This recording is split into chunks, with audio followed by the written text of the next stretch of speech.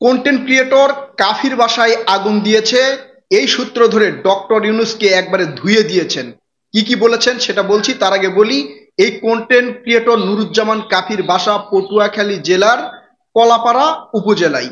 তিনি 2019 সাল থেকে কন্টেন্ট ক্রিয়েট করেন, অর্থাৎ ইউটিউবে কন্টেন্ট ক্রিয়েট করে সেগুলো পোস্ট করেন। সেই কাফির বাসায় আগুন দিয়েছে। কেন আগুন দিয়েছে, তার অপরাধ কি?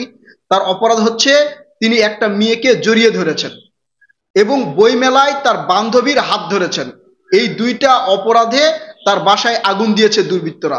চিন্তা করেন, কন্টেন্ট ক্রিয়েটর কাফি কন্টেন্ট ক্রিয়েট করে, সেই কন্টেন্ট ক্রিয়েটের মধ্যে একটা মেয়েকে জড়িয়ে ধরবে না, তার অভিনয়ে স্ক্রিপ্টে কি থাকবে সেটা তার কন্টেন্টের ব্যাপার।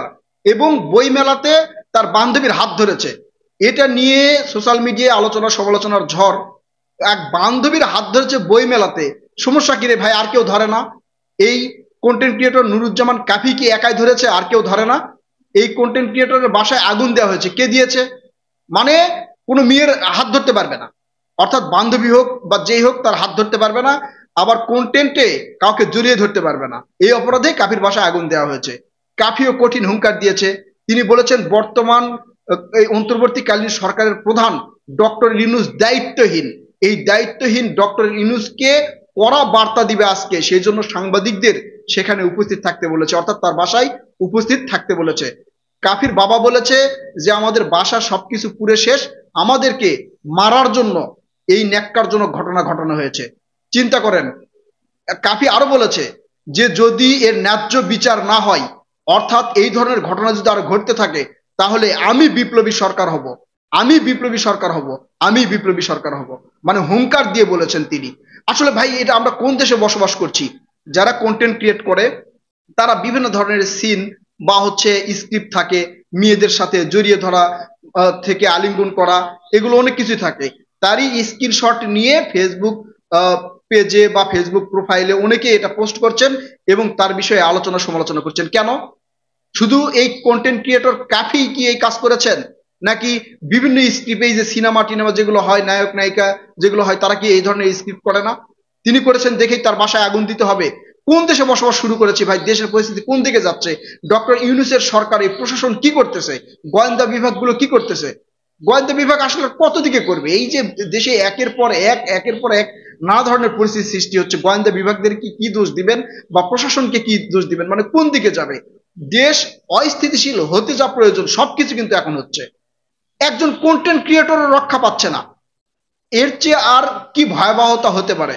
কন্টেন্ট ক্রিয়েটর, বিভিন্ন ধরনের কন্টেন্ট ক্রিয়েটর আছে, তারা বিভিন্ন ধরনের স্ক্রিপ্ট করেন, বিভিন্ন ধরনের কথাবার্তা বলেন, অনেকেই অনেক ধরনের দৃশ্য কিন্তু আপলোড করেন, যেটা পাবলিক ডিমান্ডেশন হিসেবে কাজ করে। এখন এইসবের ভিত্তিতে যদি কন্টেন্ট ক্রিয়েটরদের বাসায় আগুন দেওয়া হয়, তাহলে আমরা কোন দেশে বসবাস করছি? কি শুরু হয়ে গেছে? দেশ কি একবারে পুরোপুরি ইসলামিক নিয়মে চলছে, যার কারণে এগুলো করা যাবে না? তাহলে আপনি ইসলামিক নিয়ম করেন, সংবিধান করেন যে এগুলো করা যাবে না, এগুলো আইনে নিয়ে আসেন যেগুলো করা যাবে না। আর এগুলোতে সংযুক্ত হচ্ছে কে ভাই? কে কাকে দোষ দেওয়ার জন্য এগুলো করতেছে? মানে যদি এতে কিন্তু লাভ ক্ষতির দুইটা বিষয় আছে। এই ধরনের কন্টেন্ট ক্রিয়েটরদের বাসায় যদি আগুন দেওয়া হয়, তাহলে ম্যাক্সিমাম তীর যাবে জামাতের নেতাকর্মীদের দিকে। মানে জামাতের নেতাকর্মীরা একটু ইসলামিক, তারা ইসলামিক রাষ্ট্র প্রতিষ্ঠিত করতে চায়, তাই জামাতের নেতাকর্মীরা এই ধরনের করছে, এটা কিন্তু জামাতের নেতাকর্মীদের দিকে তীর যাবে। এখন কে করেছে না করেছে এটা আল্লাহ মালুম, আল্লাহ তাআলাই জানেন। কিন্তু এটা এটা কি পরিস্থিতি বাংলাদেশে চলছে? বাংলাদেশের অবস্থা কোন দিকে যাচ্ছে? মানে আপনি একজনের হাত ধরতে পারবেন না, সেটা বান্ধবী হোক বা যাই হোক, প্রকাশ্যে আপনি হাত ধরতে পারবেন না। আপনি যে কন্টেন্ট ক্রিয়েট করবেন, সেই কন্টেন্ট ক্রিয়েটের মধ্যে কোনো মেয়ের সাথে আলিঙ্গন করা বা হচ্ছে কোনো একটা দৃশ্য মেয়েদের সাথে সেখানে থাকা যাবে না। থাকলে আপনার বাসায় আগুন দেওয়া হবে, আপনার বাসা জ্বালাও পোড়াও করা হবে। মানে কি, কোন দেশে বসবাস করতেছি? মানে কি শুরু হয়ে গেছে দেশে? প্রিয় দর্শক, এই বিষয়ে আপনাদের মূল্যবান মতামত অবশ্যই জানাবেন। কে করছে, কারা করছে, আপনাদের কাদের মনে হয় কারা এসব করছে?